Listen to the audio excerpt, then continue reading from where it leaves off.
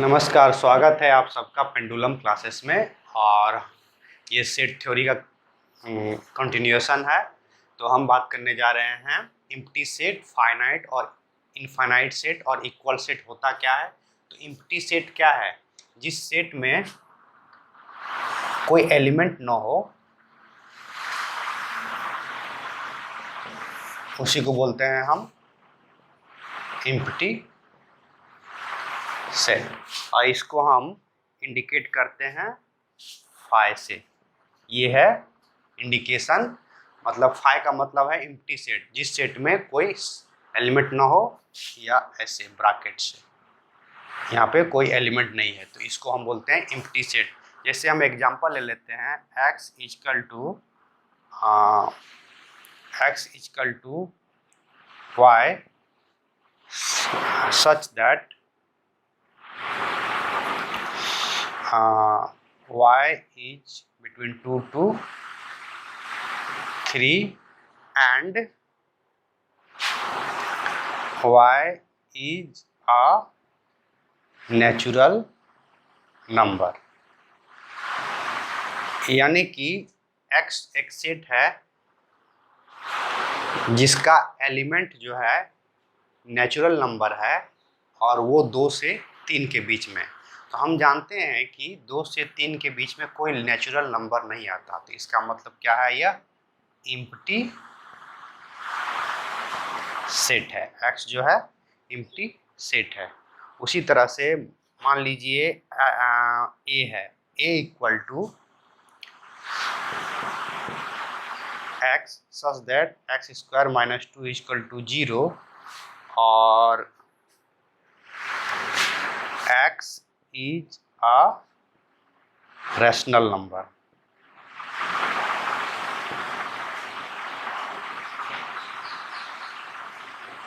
अब यहाँ पे x square minus 2 equal to 0, x equal to plus minus 2, यहाँ हम देख सकते हैं कि यहाँ पे कोई रैशनल नंबर नहीं है, नेचुरल नंबर है। तो इसका मतलब क्या हुआ? a is a empty set. तो इस तरह हम डिफाइन करते हैं एम्प्टी सेट को। और फाइनाइट और इनफाइनाइट सेट क्या है? a equal to 1 2 3 4 5 6। a जो है a एक सेट है, और इसमें एलिमेंट कौन है? 1 से लेके 6 के बीच में। उसी तरह b भी एक सेट है जिसमें 6 से लेके 12 तक बीच में है। और c all living creature on अर्थ, जितना भी जीवित प्राणी है सबका सेट है सी। हम देख सकते हैं कि जिस सेट में एलिमेंट फाइनाइट हो उसको बोलते हैं फाइनाइट सेट। जैसे ए में फाइनाइट है 1 से 6 के बीच में, 6 से 12 के बीच में। सी में all living creature on earth, यानी कि मान लीजिए एस कोई सेट है और number of element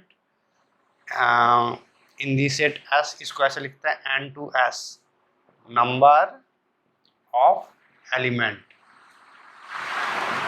in S. यदि एन एस कोई वैल्यू हो तो इसको बोलेंगे फाइनाइट सेट। और इनफाइनाइट सेट जैसे कि N equal to 1 to set of all natural number. अब नेचुरल नंबर तो अनंत हो सकता है, सो इसको बोलेंगे एन इज इनफाइनाइट सेट।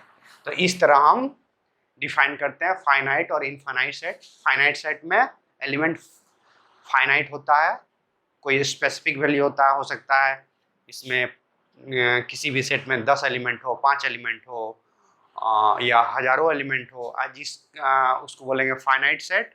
और जिसमें अनंत एलिमेंट हो, जिसको हम गिन ही नहीं सकते हैं, तो उसको बोलते हैं इनफाइनाइट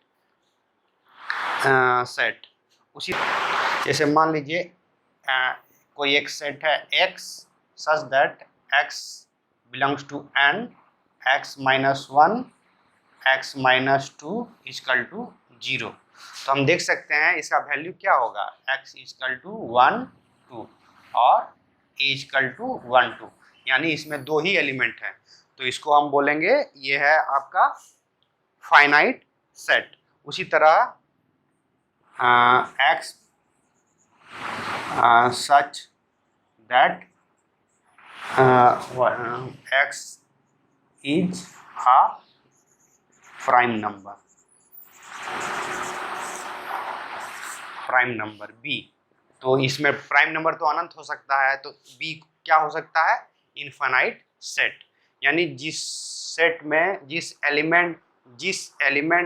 सेट के एलिमेंट को हम काउंट नहीं कर सकते वो इनफाइनाइट सेट, जिसको हम काउंट कर सकते हैं उसको हम फाइनाइट सेट। और अब हम आते हैं इक्वल सेट क्या होता है।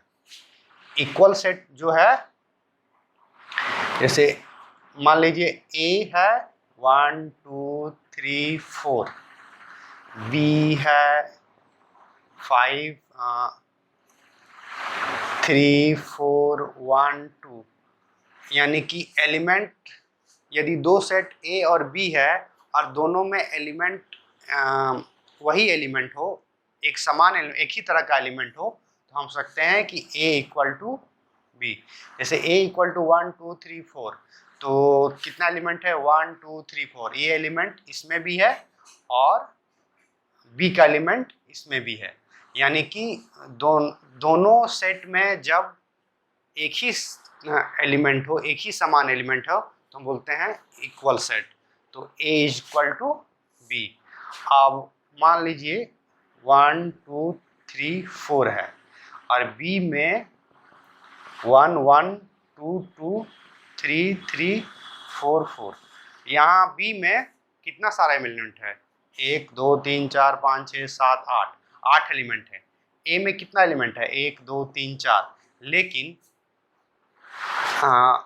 रिपीटेशन एलिमेंट को यदि रिपीट किया जाए तो उससे कोई फर्क नहीं पड़ता।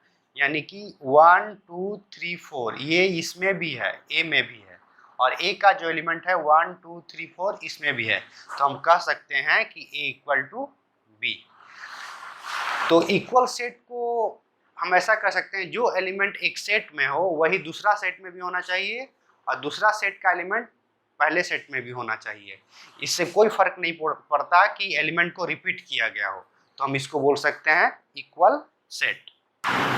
अब जैसे a equal to n belongs to z and n square is greater than equal to 4, ये a है। b such that x belong to R and x square minus 3x plus 2 equal to 0। तो a का कितना value होगा, a होगा -2 -1 0 1 2, ये हुआ। यानी कि a जो है, a का एलिमेंट ऐसा है कि n square smaller than equal to 4, और b कितना है 1 और 2, b कितना है 1 और 2। और हम देख सकते हैं कि a का b तो a में है, b का एलिमेंट a में है, लेकिन a का एलिमेंट b में नहीं है। तो हम मान सकते हैं, हम ऐसा कह सकते हैं कि a और b दोनों बराबर नहीं हैं। तो इस तरह हम इक्वल सेट को देखते हैं। तो एम्प्टी सेट, कोई एलिमेंट ना हो, फाइनाइट सेट, फाइनाइट एलिमेंट हो, इनफाइनाइट सेट जिसको हम गिन नहीं सकते हैं, जिस सेट में जिसके एलिमेंट को हम गिन नहीं सकते हैं, इक्वल सेट। दोनों आपस में दोनों का एलिमेंट आपस में आइडेंटिकल होना चाहिए, एक ही एलिमेंट होना चाहिए, और इसे कोई फर्क नहीं पड़ता कि एलिमेंट को रिपीट किया गया हो किसी सेट में। तो इस तरह हम ये तीनों का डिफिनेशन है।